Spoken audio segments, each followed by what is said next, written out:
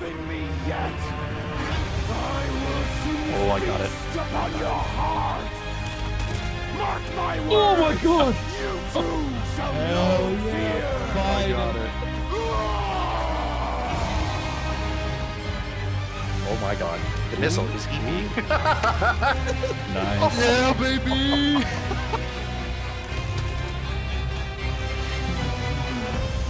Yeah, let's do it. Southwest, 100 meters.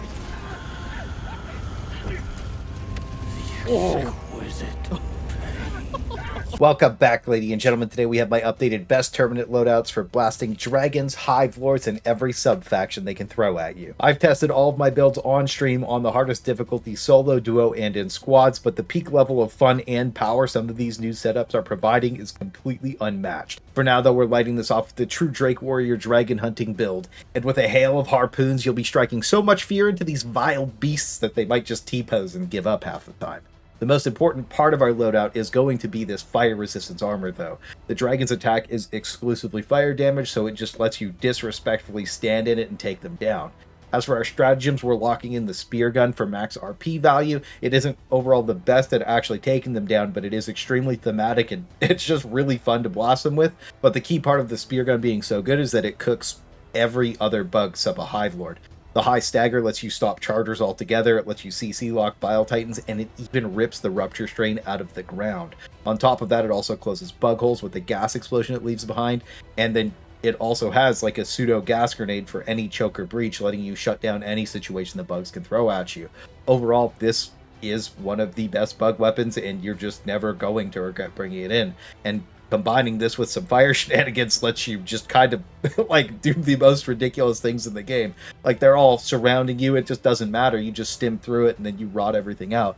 Probably the most fun build that I've played on the game yet. But let's say you don't have the spear gun and you do have the Epochet. I found it was one of the most consistent weapons for taking down the dragons. Both of these weapons are also extremely ammo hungry, so you kind of need to take the supply backpack in for them.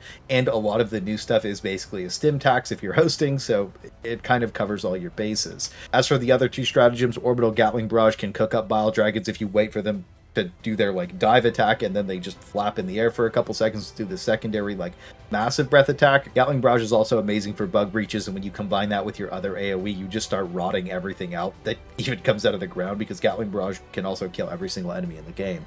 Finally, in my last slot, I was taking Rocket Sentry, and combined with gas, this is going to just basically obliterate every single thing the bugs can throw at you without thinking. But a really fun swap is neats for the area control, and you can also one-shot dragons if you get a good shot off. But if you really had enough of Bile Dragons because they were disrespecting you all day, I think the missile silo is the way to go. You could just wiggle your laser designator around like I am, and then it'll spin the rocket around him, and you could just disrespectfully put him out of the sky. I think that this is not very good across the board, by the way. The missile silo is just ridiculously fun, so you have to keep that in mind when you bring it in. Now, in our primary weapon slots, it depends on the sub-faction. I use the crossbow for the Rupture string to help pull them out of the ground. This is kind of mandatory if you're the host because of the bug that makes them like auto-snap to you if you don't. And then for the Predator strain, I really do prefer bringing the Cookout for the AoE CC and the fire damage rot. And then for the rest of the bugs, the new Fire Assault Rifle feels amazing with this loadout, so blocking in any of those three will be really solid depending on what the dragons have with them. As for your secondary weapon, the Crisper for some extra area denial fits really well, and the rot damage combined with gas is very powerful, but the Ultimatum is also really solid because it can also just one-shot dragons. Finally, our grenade slot, I do still think gas is going to be the best pretty much across the board all the time, but situationally having thermite can help round the build out if you need something to deal with armor faster. Like let's say there's annoying chargers, you could just blast them with the spear gun to interrupt them, stick with the thermite, and then move along with your day. And having that extra armor removal can feel really good, so just keep that in mind as you lock your grenade in. This also does take us into our second build though, that hard counters hive lords, dragons, and any cave diving situation. I did an in-depth boss guide video on how to completely melt hive lords off the screen, whether you're solo, duo, or in a squad, so that's going to be one of the links in the description for you. In our armor slot, we're going to be locking in explosive resistance. This lets you ignore most of the hive lords attacks. They're almost all explosive, so you can kind of just stand in the breath and keep blasting them without even really having to care about it. Hexer also stands for heavy explosive resistance, letting you just eat like a ridiculous amount of damage from him, and it also counters a ton of other bug attacks because they're almost all explosive as well, and it lets you live through a lot of the annoying things that would usually kill you. For our main weapons, we need high ammo economy, so Rupture or normal bugs, we pretty much almost always want to take in the crossbow with this build. It helps melt everything, and on top of that, it also closes bug holes, so you just get a ton of value out of it. But if the Predator Shrine is on the planet with a Hive Lord, you're probably going to need the cookout for the high stagger, fire rot damage, and the ammo economy, just so you can deal with everything on demand. And then in our sub-weapon slot, the Ultimatum really helps with the large bug holes, and being able to snap a Bile Dragon off the screen or any annoying chargers while you're fighting the Hive Lord really comes in handy. But if dragons aren't active, I really like taking in the Bushwhacker or the Verdict in this slot. Both of these pistols make any backpack weapon feel really good to use because they have great ammo economy and they just help keep annoying enemies off of you. In our grenade slot, we also take in gas just for horde and bug breach control. These slow the game down and they just make everything way easier to deal with by giving you more time to think about what to do next. On top of that, the backpack weapons combine really well with them because it lets you invest less resources into just taking out a patrol or a breach. As for our stratagems, I do know it looks really weird to have 2 support weapons, but after you play the build, you fully understand how it all ties together. And just to explain it, our rocket sentry is used as a screening tool to remove any pesky patrols and help DPS down Bile Dragons or even Hive Lord plates. And once you have 4 of these out, they pretty much melt the entire screen, and it lets you focus down the Hive Lord without worrying about anything that pulls up. All you need to do is cover like small enemies that end up getting up to it, or just pop burrow or strain out of the ground, and then you don't really have to think about it. Now in our support weapon slots, I know a lot of people don't like taking 2, but the problem I had with the Hive Lord was that it was shamuing away from me constantly. It popped up in the middle of nowhere or too far away to hit with stratagems fairly regularly, and if I cast a Gatling Barrage, it ran away. If I cast Strafe, it crashed into it, and then it gets put on the 2-minute cooldown. But the spear didn't care about any of that, and it only takes 13 shots to rip a plate off. So it doesn't matter if you're solo or in a squad, you can easily force break a plate on demand wherever he's popping up. And if 4 people bring this, you can snap it off any time he inflatable tube mans. On top of this, it's great for taking down dragons if they're being annoying, and again, it doesn't matter if it takes more than 1 shot, just removing it fast makes the game feel way better to play. And then in our other support weapon slot, we found that the autocannon with flak rounds pretty much melted the Hive Lord's HP in 2 backpacks.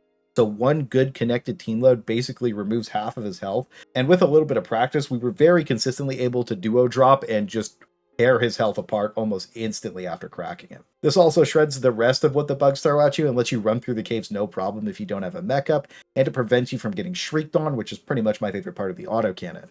Hive World missions with this thing felt so fluid to play that I had trouble putting it down, and again, you almost exclusively want to use flak mode when you're fighting the bugs because it just kills them all so fast. But if you do feel like you need the supply backpack to get through the missions, if you have a friend or you're like duo or in a squad, one of you can take that supply backpack and another one can take a non-backpack support weapon, and then you just swap at the 5-minute mark. And this is something we've been doing for a while, but again, it's one of those team play things that I've been trying to push to people so that you can just have more fun playing the game, and it's just more interesting overall to be able to work with somebody else because, again, like if you do team load those backpack support weapons, the on-demand power spike is ridiculous, and you can put out so much damage and take out so many targets that it just feels better. So, finally, in our last slot, the Emancipator Megzo allows you to easily trivialize any caves you need to go exploring. Popping one of these and then cooking off an objective or a Mega Nest just lets you breeze through the entire game without thinking. It also lets you pump a ton of damage into a Hive Lord after a plate is broken off, and for some reason they seem to like noodling around more when everybody's in a mech, so it helps you rip a ton of HP off super fast or flat out delete him from the lobby.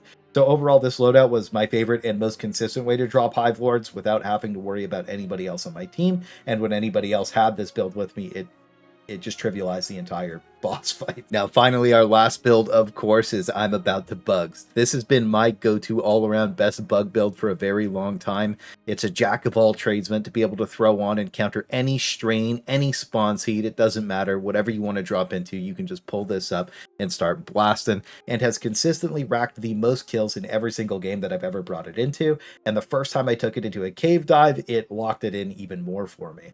The main goal with this build is to stay flexible to just help keep the game fresh. It lets you bring pretty much any support weapon that you feel like. I personally prefer the Stalwart because the democracy per second that you throw down range is completely unmatched, and it lets you shred every single enemy that they can throw at you if you have enough democracy in your heart. Some people did ask about the lack of direct anti-tank last time I updated this, but the Ultimatum is our on-demand removal for any of the large lads, and the Scorcher is extremely oppressive at letting you melt down every enemy in the game. It also rips the Rupture strain out of the ground, and with the supply backpack, all 3 of these ammo-hungry beasts will be fed, letting you ignore any spawn seed, any enemy, anything they can throw at you, you can just blast it down on demand without having to rely on a stratagem. Then when you combine that with gas, it gives you that area denial and the confusion effect, so you can spin chargers around and melt their butts off super fast with something like the Scorcher. Even the Stalwart can do that no problem. And then it also lets you space the other enemies out so that you have time to take out the dragons or the Bile Titan, whatever you need to, right? They just give you the space for that without needing to dump an ultimatum shot. I also really like taking expendable napalm in for this because you can also one-shot Bile Dragons with these, and they're amazing at holding down breaches and round the loadout out fairly well. Like, combined with gas, the rot damage you put out for everything is just so high that you could just focus on all the large targets or kind of just chill and just blast into whatever breach you want. But if you don't like constantly like dropping your support weapon to pick up a disposable, then you could just swap it with Gatling Barrage. And if you combine that with Eagle Strafe, the amount of damage you put down on demand is ridiculously high, letting you shut down any breaches, and a lot of people also use that combo to take down Hive Lords. Finally, our boosters for all three builds are going to take in Vitality and Stamina Enhancement like usual. These just make the game feel way better to play and remove a bunch of negatives from your character. Hellpod Space Optimization is just for extra resources. And then if a Hive Lord is active, that fourth booster should always be Muscle Enhancement to prevent the insane slow spam that it has, and it also helps you traverse any of the weird terrain that's active. But if there's no Hive Lords, Experimental Infusion for extra movement speed and damage reduction feels really good. I've been swapping this and Muscle Enhancement for a while now, depending on what planet we're on, so either one of these is up in the air for you, and that should be everything you need to go blasting anything the bugs can throw at you. And if you enjoyed the video, make sure you subscribe because we have some real interesting stuff coming up.